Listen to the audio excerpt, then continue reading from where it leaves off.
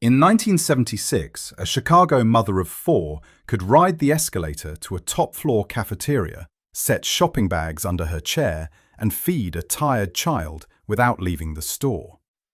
It was not fast food, it was the shopping day pause. Paper tickets, china cups, heat lamps, and pie behind glass. Number 14 will split the comments. Number 6 was not even a meal. And number 1 began with a store clerk and a pot pie. Hit subscribe because this is the kind of American lunch almost nobody builds anymore. These are 25 lost department store cafeteria foods shoppers used to eat. Number 25. Jordan Marsh Blueberry Muffin.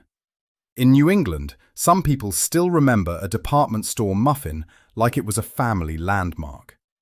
At Jordan Marsh in Boston, shoppers could stop for a blueberry muffin with a sugar-crusted top, warm berries, and a smell that followed you toward coats and cosmetics. It was easy food for the store to sell and impossible for shoppers to separate from the building. Coffee, a muffin, a bag from another floor, and suddenly the store felt like more than dresses and housewares. When Jordan Marsh disappeared into the Macy's chain in the 1990s, the old store world went with it. But the muffin stayed in memory because it was attached to a place. Downtown, bright counters, shopping bags, and one sweet thing before the ride home.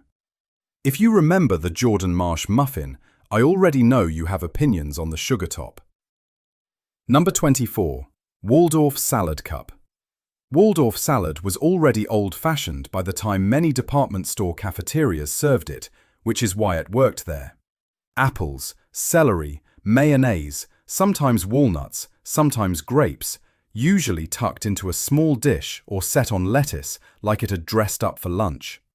To a younger viewer, apples and celery in mayonnaise can sound like a mistake. In a tea room, it made sense. Cold, tidy, pale, and easy to portion beside iced tea and crackers. It faded because a chilled fruit and celery cup started to look too careful for a louder, faster world. Number 23. Tea sandwiches. Tea sandwiches were small, almost suspiciously small, but they knew exactly what room they belonged in. Chicken salad, tuna salad, egg salad, cream cheese, maybe date nut bread, cut into triangles with the crusts trimmed away. They looked polite on a plate, which was part of the appeal. For a child, they felt grown up. For a mother shopping downtown, they did not drip on gloves or packages. For a sales lady, they were quick enough before returning to the floor. Soft bread, cool filling, clean fingers, no grease on the receipt. America still has sandwiches.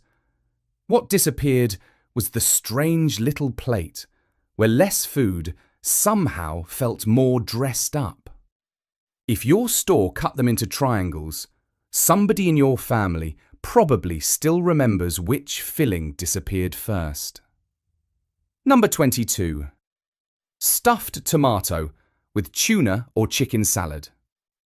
A stuffed tomato was a cafeteria plate trying to look elegant, and to modern eyes, it can look almost ridiculous.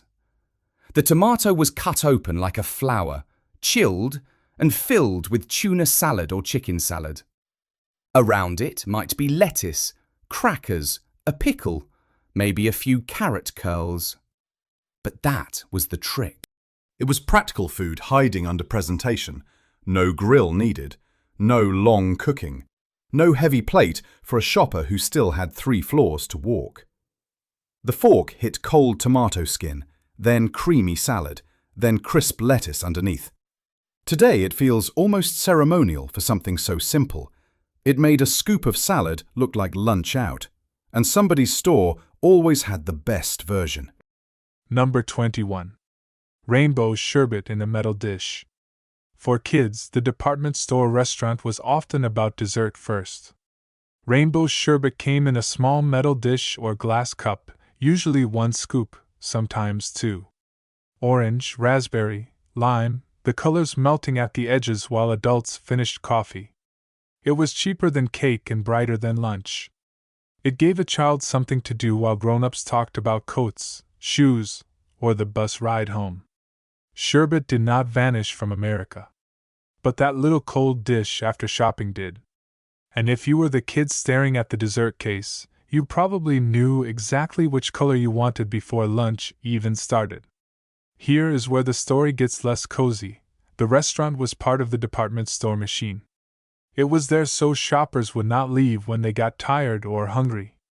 It gave women a place to meet, children a reason to behave, and clerks a place to eat. The store sold dresses downstairs and chicken salad upstairs, but both were doing the same job. They kept people inside the world of the store. That is why these foods feel different now.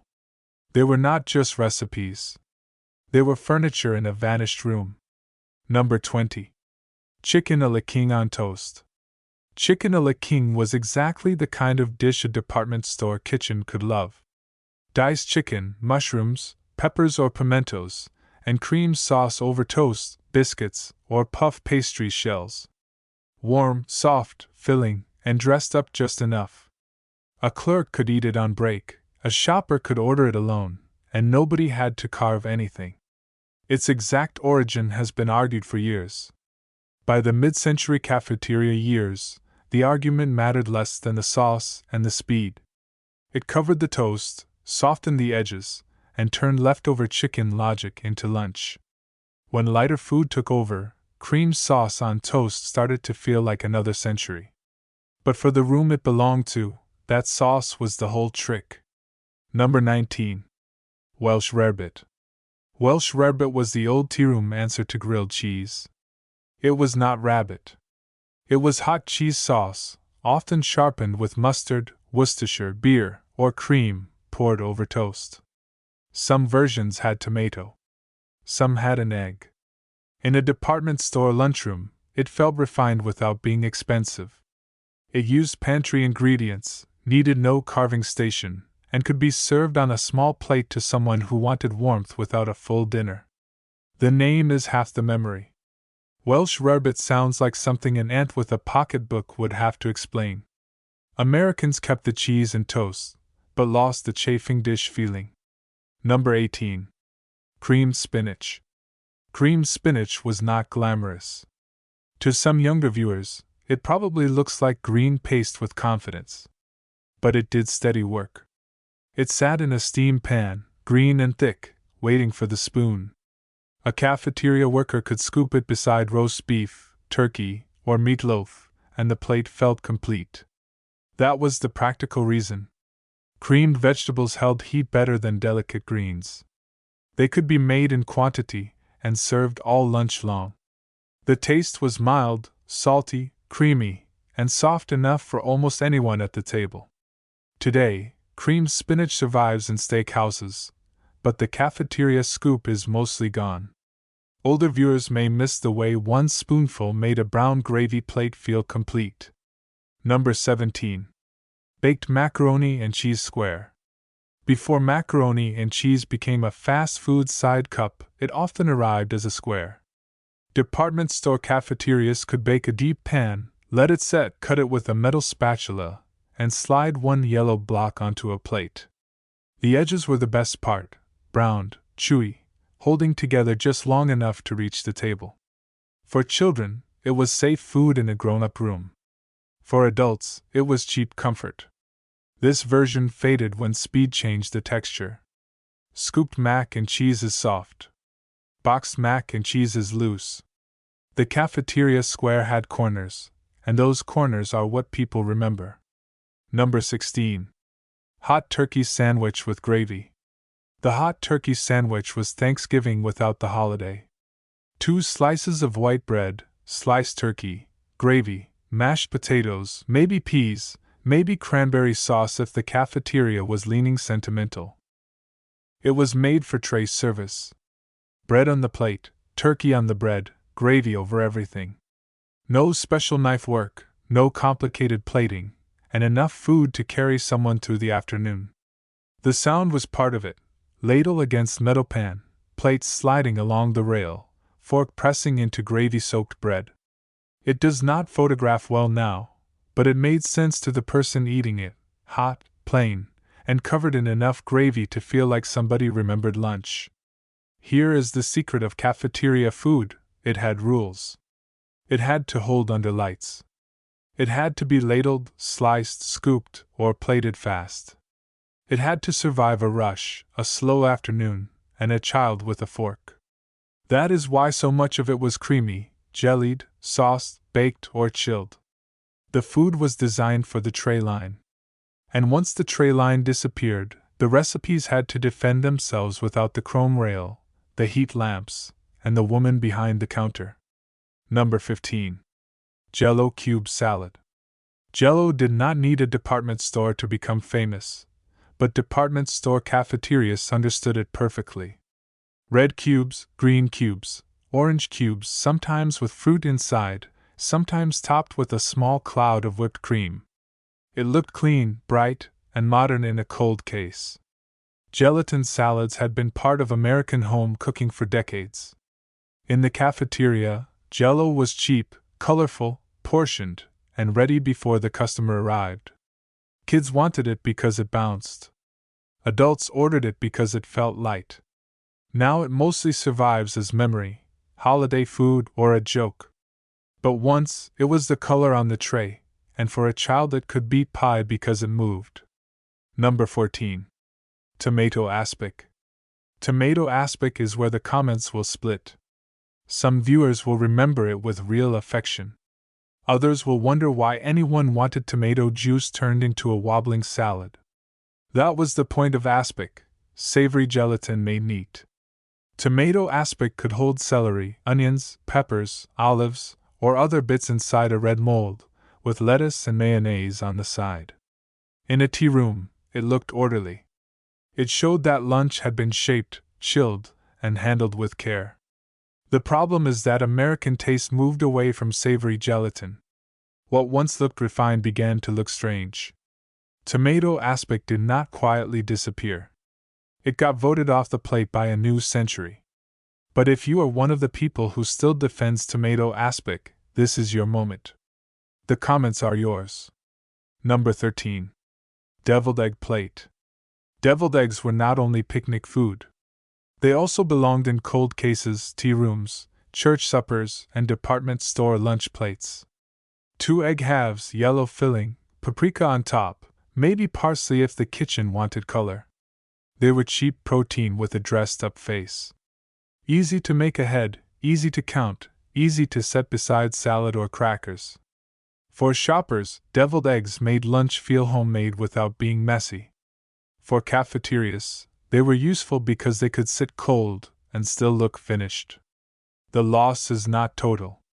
Deviled eggs came back in restaurants later, sometimes with fancy toppings.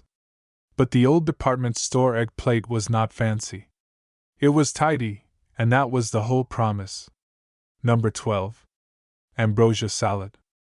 Ambrosia salad was dessert pretending to be salad, and nobody at the cafeteria table seemed too bothered by that. Canned oranges, pineapple, coconut, marshmallows, whipped topping or sour cream, sometimes cherries glowing against all that pale sweetness. It fit the department store world because it could be made ahead, scooped cold, and placed in a cheerful little dish. It tasted like the mid-century pantry: canned fruit, packaged sweetness, and coconut.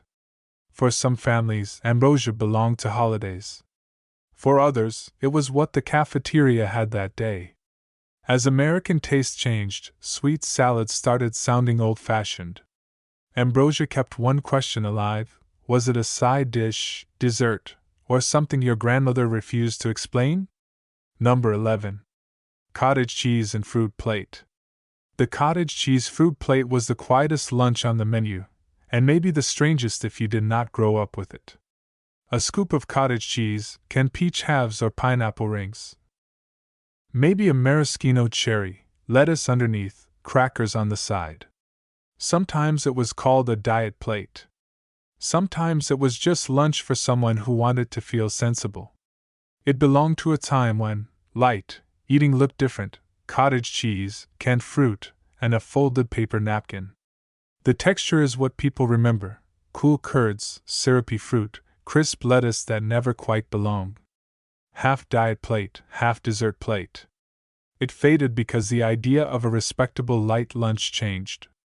But if your mother or grandmother ordered this, you can probably still see the peach half shining on the lettuce. This is where the word salad starts to mislead modern viewers. In the old department store cafeteria, salad did not always mean greens tossed in a bowl. It could mean gelatin, fruit and cream, tuna inside a tomato, cottage cheese beside peaches, or chicken salad on lettuce with crackers around the edge. Salad meant cold, neat, portioned, and manageable. That is why these plates look strange now. They were built for a world that liked food to stay where it was put. Number 10. Salisbury steak with brown gravy. Salisbury steak was cafeteria beef in its most reliable form. It looked like a hamburger patty, but it was served like dinner: brown gravy, mashed potatoes, maybe green beans, maybe a roll tucked onto the side. For the kitchen, it made sense. Ground beef could be shaped, cooked in quantity, held warm, and covered with gravy if the lunch rush ran long. For a shopper or an office clerk, it felt like ordering steak without paying steak money. The fork slid through soft beef and mashed potatoes. It felt like a real meal without steakhouse prices or steakhouse waiting. Salisbury steak did not vanish. Frozen dinners kept it alive. But the department store version belonged to a different economy of lunch, where brown gravy could still settle a plate. Tell me if your cafeteria served it with peas, green beans, or the vegetable nobody touched. Number 9. Meatloaf slice with gravy. Meatloaf was home food that department stores learned how to slice. A thick piece from a loaf pan, brown gravy or tomato sauce on top, mashed potatoes beside it, maybe peas rolling toward the edge of the plate. That was the appeal. It tasted familiar. A shopper could order it alone and not feel lonely. Meatloaf also solved the cafeteria problem beautifully. It stretched meat, used binders, cut cleanly, and held its shape under the lights. The old cafeteria slice faded as menus chased fresher, faster, trendier food. But for many people, meatloaf on a tray still says one thing: somebody expected you to sit down and use a fork. Number 8. Carved roast beef plate. The carved roast beef station made a cafeteria feel grand. There was usually a person behind the counter with a knife, a heat lamp, and a roast that looked more expensive than most of the tray line. A few slices landed on the plate, then gravy and potatoes. It was efficient, but it also let the customer watch the meal become theirs. It gave the customer a tiny ceremony. Not table service exactly. Not a banquet. But a small piece of downtown polish. When cafeterias got cheaper and faster, the carving station started to feel unnecessary. That little ceremony was expensive in the one currency modern lunch hates most: time. Number 7. Liver and onions. Liver and onions is another comment fight waiting to happen. Some people grew up loving it. Some people smelled it once and made a lifelong decision. In old cafeterias, liver made sense because it was inexpensive, filling, quick to cook, and familiar to generations raised before the boneless chicken breast took over American plates. The onions helped. So did gravy. So did mashed potatoes. It was adult lunch, the kind a father might order, or a grandmother who believed liver was good for you and did not care who complained. Liver and onions faded because tastes changed. The old belief in organ meat as ordinary food faded with it. This one is simple: did you love it, or did the smell make you leave the line? Number 6. Bouillon in a china cup. Not every department store lunch began with food you chewed. Some stores treated a cup of hot bouillon like hospitality. At Lord & Taylor, birdcage stories include shoppers being served coffee, juice, or bouillon in china, not paper cups. Bouillon was not expensive. It was not a meal. It was hot broth in a proper cup, a small gesture that made the store feel civilized. For a cold morning shopper, it warmed the hands. For the store, it said, stay with us. We know how to take care of you. When paper cups and mall counters took over, that little china cup ritual became hard to imagine. Bouillon was not the star, but it may be the best evidence that the room had manners. Then the food court arrived, and the tray survived, but the feeling changed. A mall food court could feed more people faster. Pizza slices, burgers, pretzels, orange chicken, paper cups, plastic forks. It was louder, brighter, and easier to turn over. The old department store cafeteria wanted you to pause. The food court wanted you to refuel.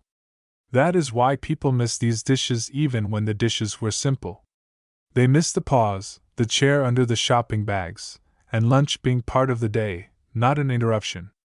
If your city had a store restaurant, this is where I want the name: the tea room, the grill, the balcony cafeteria, the place your family actually said out loud. Number 5. Hudson's Maurice Salad. In Detroit, J.L., Hudson was not just a store. It was a downtown world. And one of the foods people still attach to that world is the Maurice salad. The exact origin of Maurice salad is not as clean as nostalgia wants it to be. But by mid-century, Hudson's had made it a signature. The plate was crisp and specific: shredded lettuce, julienne ham, turkey or chicken, Swiss cheese, sweet pickles, and a creamy dressing, often remembered with hard-cooked egg in it. It was a salad that ate like a meal. For Detroit shoppers, it belonged to elevators, downtown windows, holiday crowds, and lunch above the sales floor. When Hudson's closed, the salad became a way to remember the building. Detroit viewers, if your family had a Hudson's Maurice salad memory, the rest of us are guests in that comment thread. Number 4. Neiman Marcus popover with strawberry butter. At Neiman Marcus, the popover was not just bread. It was the thing that arrived before the meal and made the table feel expensive before anyone ordered. Tall, hollow, hot from the oven, served with pink strawberry butter melting into the cracks. The Zodiac Room opened in Dallas in 1953, and Neiman Marcus restaurants became known for this ritual. The popover worked because it was simple and theatrical at once: flour, eggs, milk, heat, and a small miracle of steam. For many diners, the popover became the memory more than the entree. That is what department store restaurants did well. They took one small object and made it feel like tradition. If you ever had the strawberry butter version, that is probably the part your mind kept. Number 3. Coconut cream pie. The dessert case was the most dangerous part of the cafeteria line. You could tell yourself you were only getting lunch. Then you saw the pies: coconut cream, chocolate cream, lemon meringue, apple, maybe a slice of layer cake waiting beside them. Coconut cream pie had the right look for a department store tray: white filling, whipped topping or meringue, flakes of coconut, and a crust that might surrender under the fork. It was sweet but not childish. Fancy enough for a tea room, plain enough for a cafeteria. It also worked perfectly for the line. The pie could sit behind glass, already sliced, already selling itself before anyone asked for it. The reason people remember it is the choosing. You saw the slice before it was yours. You pointed. Someone lifted it with a pie server. Lunch became dessert the moment the plate touched your tray. Every viewer had a weakness behind that glass: coconut cream, lemon meringue, chocolate cake, or whatever your store did best. Number 2. Chicken salad plate. The chicken salad plate may be the purest old department store lunch. Not a sandwich. Not a dinner. A scoop. Cold chicken salad sat on lettuce with crackers, fruit, maybe a muffin, maybe a deviled egg, maybe a careful tomato wedge. It was protein, manners, and thrift at once. The kitchen could make it ahead. The customer could eat it neatly. The plate could look arranged just for you, even if 100 more were waiting in the refrigerator. This was lunch for the person who wanted to rest, not nap. Eat, not get stuffed. Sit, not rush. That rhythm is almost gone now. The chicken salad still exists. The plate it belonged on is what vanished. Bring back the scoop, the crackers, the lettuce, and the little muffin, and half the audience will know where they are. Number 1. Mrs. Herring's Chicken Pot Pie. If one dish can stand for the department store restaurant, it is chicken pot pie. At Marshall Field's in Chicago, Mrs. Herring's chicken pot pie became the great symbol of the Walnut Room. The story reaches back to 1890, when a store clerk named Mrs. Herring was said to be connected with the chicken pot pie served in an earlier Field's restaurant. When the State Street Store's Grand Restaurant opened with the 1907 building, the dish became part of a tradition Chicago shoppers attached to holidays, family lunches, and the famous Walnut Room. That is why it belongs at number 1. A pot pie is not complicated in theory: chicken, vegetables, creamy filling, pastry on top. But in a department store, it became something else. It was a reward after looking at windows. It was lunch before visiting Santa. It was a grandmother's table inside a public building. It was a hot individual crock set down in a room where shopping bags leaned against chair legs and children tried not to touch anything breakable. The pie held what the old department store cafeteria promised: warmth, order, service, and a little ceremony in an ordinary day. That is what was lost when so many of these restaurants closed or changed. Not just pot pie. Not just sherbet. Not just salad and a tomato or pie behind glass. America lost a kind of public lunch that belonged to downtown shopping days. Some of it was plain. Some was strange. Some only made sense because a cafeteria worker could scoop it, slice it, chill it, or hold it under a lamp. But it gave people a room. A place to put down the bags. A place where a child could feel fancy for 20 minutes. A place where a saleslady, a grandmother, and a mother could sit in the same store and eat something made for the day. Tell me the department store restaurant you remember. Was it Hudson's, Marshall Field's, Jordan Marsh, Wanamaker's, Lord & Taylor, Neiman Marcus, or a local store your town still talks about? And if one food deserves to come back first, I want the store name, the room name, and what was on the plate.